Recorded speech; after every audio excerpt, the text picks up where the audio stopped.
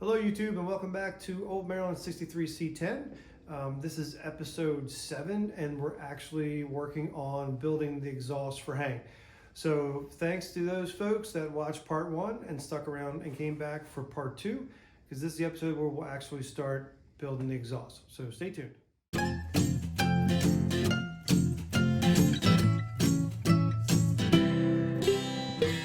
So I wanted to show you the parts or the pieces I'm going to use to try to run the exhaust. So obviously we got the collectors from the headers. I already have the one that's on the header to start making some alignment marks and figuring out how I want to run the pipes. Then I have two 4-foot sections of 2.5-inch aluminized pipe. I of course have the Flowmaster 40 series mufflers that I showed earlier when I just had them kind of sitting in place. And then sorry about that. And then I ended up getting 4 U-bends in order to make the different curves and bends we need to make in the exhaust. And then I have 2 V-band clamps in order to section the exhaust in case I need to take it apart at some point. So I ended up buying these pieces individually because I thought the kits that came with multiple bends, I just didn't need all that. The exhaust is not that complicated. I'm not going to go over the axle. I'm just trying to get past that one cross member. So I figured I would just buy individual pieces. I saved probably, a couple $100 in buying what I have here instead of buying the whole kit. So let's start getting some pieces laid out and start cutting some exhaust. Okay, the first thing I did was I got a piece of my straight pipe to line up underneath, or basically the direction I want it to go to come through the cross member. So you can see it's almost even with the center of the cutout. So eventually the pipe's going to make it through that way. It ended up being about 3 and maybe 9/16, 3 7/8 away from the inside of the frame out. I did some measuring and came up with that as far as being able to center it in the cutout. The little wooden block is about a 3/4 inch to 1 inch spacer. I wanted to make sure I kept the pipe about 3/4 of an inch away from the frame rail. So it just kind of wedged up in there with using the jack stands to hold the pipe up, and it moves its own way up to the collector. And you can see from here where the pipe doesn't quite line up to the connector, the collector at the end of the header. So we'll have to make a bend or make some cuts to be able to line those up. So let me show you what I ended up doing on the passenger side, because it's going to be very similar. Got that pipe lined up with again for the cutout, and I needed to make that bend. So it's 2 45s and a little extension right there to be able to space it over towards the frame rail. And again, it's about 3 9/16, 3 7/8 off of the inside of the frame rail. So let's go underneath the truck and I'll show you what it looks like from underneath. Looking at the driver's side where the collector comes down off the header, and where I have a pipe sitting up on my jack stands, and generally in the place where I want it to go back towards the cutouts in the frame. So the first thing we need to do is to get the collector hooked up to this pipe. And you can see the header comes down at a much steeper angle than the pipe. So we need to make a pie cut or some kind of pipe to kind of level out this angle right here in the collector, so it's kind of coming down this way. We want to kind of bring it up like this. So I'm going to show you the passenger side, and you can kind of see I'm going to use the same process so you can kind of see what I did over there. So we got a pie cut here to change this angle of the collector coming down to make it a little bit more parallel with where we want the pipe to go. What I did was I just got this pipe again close to where it's going to be. I took my adjustable angle finder here, or whatever you want to call these guys, just laid it up here, and to be honest, I kind of eyeballed it, and to me that looks like it's pretty close, pretty even at the top and bottom of the pipe. And I came away with it's an 18.95 degree angle. So let's go back up to our template and see how we're going to lay out that pie cut. Okay, so just to give everybody an idea of what we're trying to do with these pie cuts, and I know there's tons of videos much more detailed with a lot more skilled people than I am on how to do these pie cuts. So basically, I needed an 18, a little bit heavier than 18 degree angle to straighten up the collector to get it to the pipe. So basically you have a center line, and then on each side of that center line, needs to be, in my case, about a 9.5 degree angle in order to keep the pipe the same diameter when we go to butt weld it to the round collector and the round pipe. So this will keep the pipe basically even. It might be off a little bit because I'm going from straight to straight instead of just continuing with pie cuts, but this at least gets us in the ballpark to be able to make the angle with the least distortion. So if you were making a big gentle curve, you would make this distance down here wider or narrower depending on how tight you want to make the curve. The one I did on the passenger side is about a 3/4 of an inch from here to here, and it's a little narrow. It pulls the pipe up a little bit too close to the cross member than I wanted. So what I did was I came out here and actually made this one an inch from here to here, so that the narrowest point, it's an inch wider, which will give me just a slightly more gentle bend.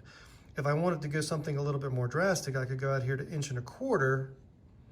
And again, that would make the curve much more gentle and maybe not tuck it up against the cross members tight. But we're gonna try an inch first, since the one on the passenger side is about 3/4. This gives a little bit more space. So then what I did was, because just the way my gauge is here, what I ended up doing in order to set my cutoff saw, I had to come the other direction. So I basically set it for 80.5, which is 9.5 off of 90 degrees. And I just set it up against my fence here. And I kind of lined it up with the notch there, or the groove where the blade goes. So I know for some of the purists, this is probably sacrilege to do it this way. I'm doing a little bit of ballpark, doing a little bit of estimating. But again, this is my first time through with it. And I will say this, when I was laying out the other one, I was feeling pretty paralyzed that I wasn't exactly sure what I was doing. And it took me forever until I just decided, you know what, let's just cut some pipe. And that's what I ended up doing. But I realized that if I cut something wrong, I cut another one. If I weld something wrong, I weld another one. Or I grind a little bit on this angle to cut it down a little bit to make it work, which is what I ended up doing. Again, this is the passenger side with what I've done so far. So I figured let's just go for it. So we'll cut this first pie cut and see what it comes out to look like. Okay, so we've made our first pie cut here. As you can see, it kind of levels the pipe out pretty close to what we want. I do have some flexibility with this type of collector. It's kind of on a knuckle here that we can rotate it around or move it in and out a little bit. And it gets it pretty close to even with the straight pipe that's going to go back. So let me go on top and I'll show you how it lines up from the top down. But this pie cut looks like that's going to work out pretty good. From the top, the pipes are offset a little bit. The header collector is inside a little bit, and the straight pipe's out a little bit towards the frame. So I think what I'm going to do, I cut a couple pie cuts to start moving this over a little bit. It's a pretty gentle angle. I couldn't do it like I did the passenger side with 245s. It would be too steep. So I made a bunch of pie cuts and I started laying them in there, and I think I'm pretty close. But the problem is my tape and magnets aren't holding the first pie cut and that small little stubby piece to the collector. So I'm going to make some marks down here on the collector and on this piece so that I can start tack welding these together. Hope if my marker would work.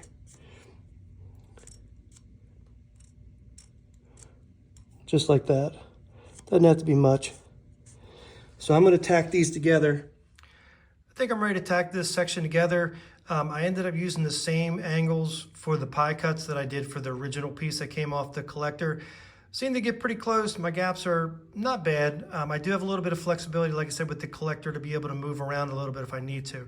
So I'm going to go ahead and get these tacked up and get them back under the truck and hopefully be ready for the next move. We got the pipes to about the same spot, so the next thing we need to do is start building the angles to get the pipes up and through the cutouts. So that'll be next. So we're looking at the passenger side, and I have just a piece of straight pipe temporarily through the cross member. We've got a little wooden block at the bottom to center it in the cutout. Got a level on it. It's kind of wired up to that piece of wood right there, so it is pretty close to being level. So I don't know if this is the pipe I'm gonna actually use, but I'm gonna mock up the curve to match this pipe. So again, you can see where the pipe left off, and we need to make the bend to get this pipe to come up to this pipe. So I think what I'm gonna do is I'm gonna start with some 45s, kind of like I did with the angle on the passenger side, mainly because I have a small piece of 90 left over that I'm just gonna cut in half and see how close we get. So let's go look at that real quick. I have this little 90 that I've laid on that template that I put together, and I basically just put the edges on the 45 marks here, 45 marks here, and then I put my zip tie around the center, and I put the zip tie on my 90-degree mark here. So I'm just going to make a line that goes along that zip tie, and then we'll use a Sawzall in this case to cut this apart. So this will get us close. We'll see how it turns out, and like I said, we'll just trace a line right along my zip tie, and that's the line we'll use to cut this piece in half, and we'll see how close our angles are when we get it over by the truck. Okay, so now we have the two pieces cut. Like I said, we'll test these angles out to see how close they are, but before we do that, we'll just do a little bit of cleanup with the grinding wheel just to get the sharp edges off, and then we'll start fitting it on the exhaust and see what it looks like. Attach the 45s to the pipes using these stitch magnets, and I'm going to put a link to the stitch magnets in my description below. These are from Eastwood, and these things do a really nice job in holding everything kind of in place a little bit. I used tape last time, I've used the magnets a bunch of times, and they do a really nice job. So I'm going to put a link in the description from where you can get those from Eastwood. So this looks pretty good. The pipe to connect is looking maybe 5 1/4, but we're going to cut it 5 1/2 and see what it looks like, and then we'll start kind of fitting this in. But I think those angles are okay. I probably could have made it a little bit gentler, but I don't have any problem with the way it looks right now. So let's go ahead and cut a 5 1/2 inch piece of pipe. Okay, so I got this piece in here. The first one I cut was 5 1/2 inches. It ended up being too short, so this one's actually 6 1/2 inches. So got the magnets kind of holding it in place, and you can see the top part kind of gets buried into this pipe here, and there's a gap along the bottom. So other than that, I think it's pretty close. It might be tilting in a little bit to the camera, but I think just if we, kind of rotated back this way a little bit, I think we would be fine. So what I'm going to do is I'm going to get a marker and just kind of mark a little bit of this at the top here that I want to remove, just to get it a little bit closer. So we're going to take it off, go over to the belt sander, and see if we can kind of knock this top edge back a little bit, and I think we're going to be pretty close.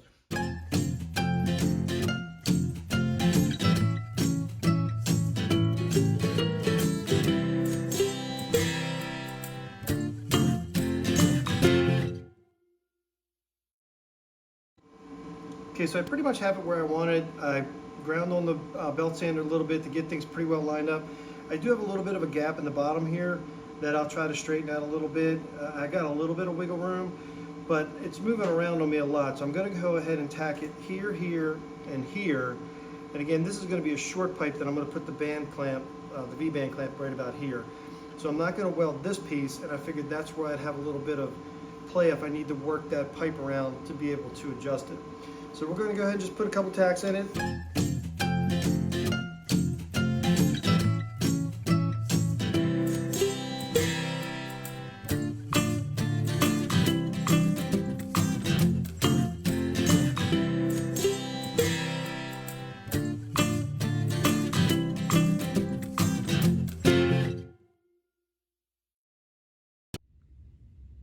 Okay, so that's the passenger side complete to the clamp.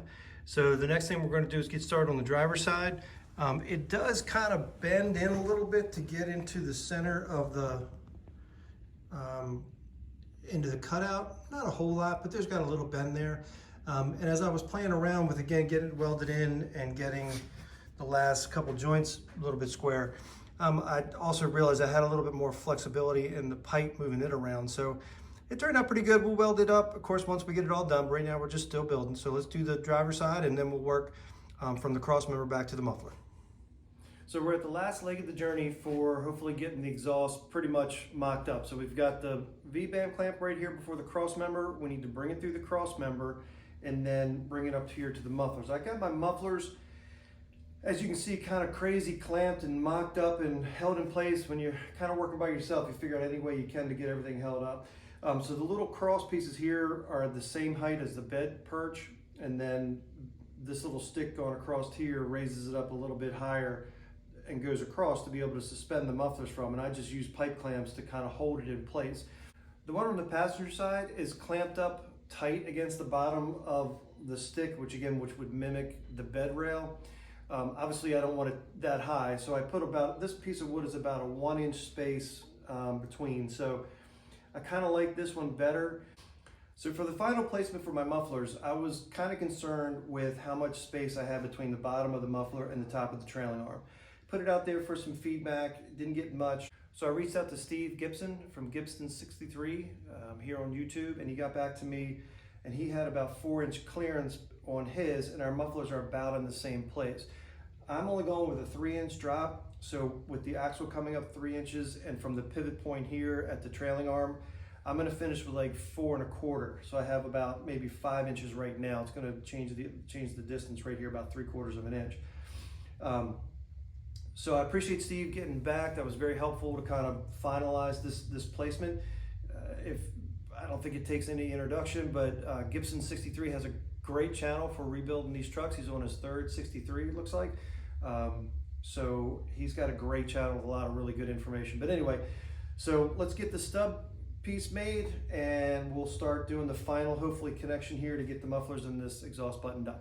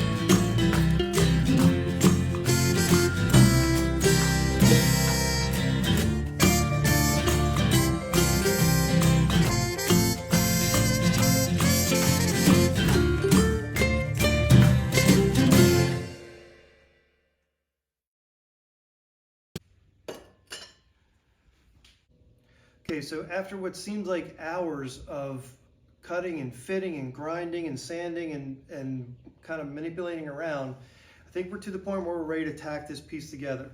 So the muffler is sitting level, so we're good with that. It's sitting about equal distance away from the side of the frame, so we're good there.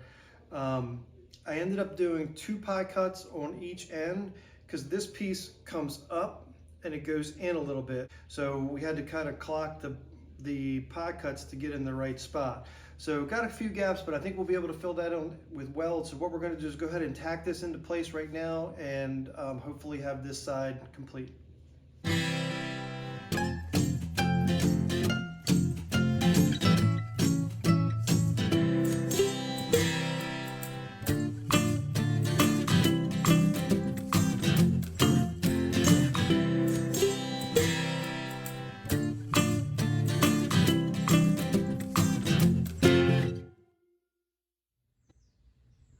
All right, so we got the mufflers in place and got the pipes connected back to there. Outside of a few kind of shoddy spot welds holding it together, we're in pretty good shape. The mufflers are level, about even with each other. Got them hanging just by this piece of wood just to be able to give them some support. So the last part is putting in the turn down at the very back here on both the mufflers. So I got this 90 sitting in here right now. I'm not really sure I like this abrupt of a down turn on it. So I think I'm going to start with probably about a 45, which will be about that angle right there. So I'm going to do that, and I'm going to put a little stub piece of pipe and probably angle it almost at the same angle as the rear shock, as far as giving it a little bit of a turnout. And that's more or less just to be able to use some angle to kind of keep it going in the same direction. So let's make up this last bit and hopefully finish up what we have to do.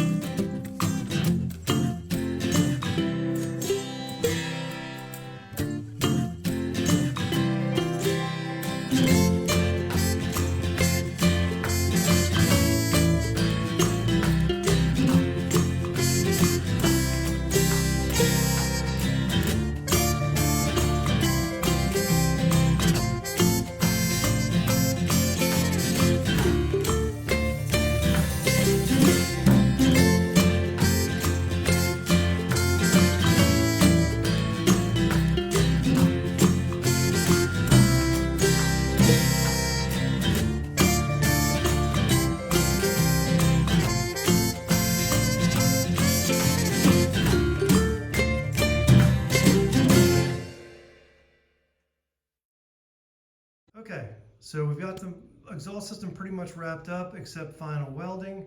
So it comes off, goes under the emergency brake cross member right there, comes on back to this cross member, then comes through and goes up to the mufflers, and then with our turn downs in the back. So I finished up the turn downs. I will say this one on the passenger side right now is touching that brake cable or that brake line. So I'll probably end up cutting these off maybe a little bit shorter, doing something with them, or seeing what the new brake line looks like and how it's run. So that pretty much gets us to the end of this. I will eventually obviously need a hanger. So I'm not sure if I'm going to come off of the cross member here and just hang it from here or come off from the side. I'm going to wait until I start running gas lines and all that kind of stuff to decide, but that's why this stick is here basically to kind of support it for now. So I still need to decide or figure out how I want to do a clamp in the back, but we'll see how that goes once I start running lines and putting the gas tank in. Just a note, this is all the material I'm left from the beginning. I showed you I had 4 of those U-bends. I got 1 complete one left. I probably will not waste my time sending that back to Summit. This is the only piece left over from the 2 4-foot sections, and I got 2 curves from U-bends that I cut apart. Okay, that's gonna pretty much wrap up this video. So I wanna say a big thanks to those of you that have subscribed and watched part 1 of this and stuck around to watch part 2 of this. This was a little bit of a challenge. I'd never done anything like this before. And I will say, trying to get some of the pie cuts lined up right and getting the angles where they needed to be, it was a little bit of a struggle. I think I used every tool I could think of as far as metal cutting. I used my Sawzall, I used my cutoff wheel, I used a grinder cutoff wheel. I used my benchtop belt sander to kind of shape some of the angles. You could probably get away with doing it with a Sawzall if you're really good at making your cuts. But I used a little bit of everything to make everything fit. So it's in pretty good shape. There's a couple spots I wish I'd done a little bit differently. My gaps are not bad. There's a couple that are wider. I certainly need practice welding, and welding all of these seams closed will certainly give me that practice in getting better at welding. So I hope this helped you out a little bit and maybe gave you some ideas in running your exhaust. If so, please like and subscribe our video. Our next video, we are going to be mocking up the gas tank to fit between the frame rails under the bed of the truck. So that's next. Thanks for watching.